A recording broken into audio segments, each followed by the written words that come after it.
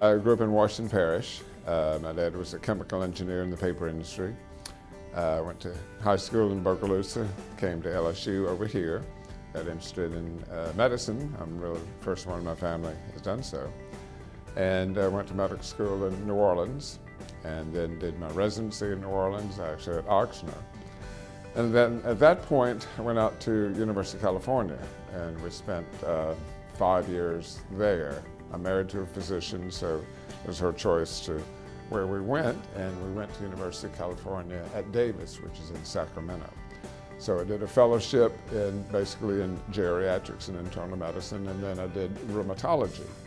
And we were there for 5 years and came back to Louisiana. Moved back to Baton Rouge in '87 and joined the Baton Rouge Clinic in '93. So I've been here 22 years doing rheumatology.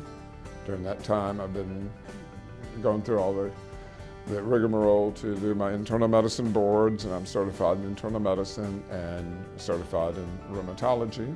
And I practice primarily rheumatology at this stage because that's what the real need is for our community. You've learned a lot of things from different people. My wife's father gave me the concept that I've related to patients about real exercise versus artificial exercise. You say, what is that? He was an old Army man, so real exercise is going out and doing something with your hands and churning up dirt, planting crops, cutting trees. And artificial exercise is going to the gym.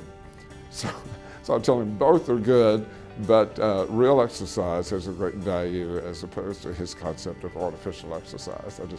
I always followed that. You know, he would tell me these stories, and as an Army man, there's a fun story I like to remember about him.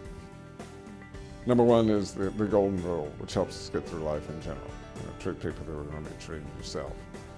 And that goes a long way in whatever we do, whatever walks of life, whatever we're doing.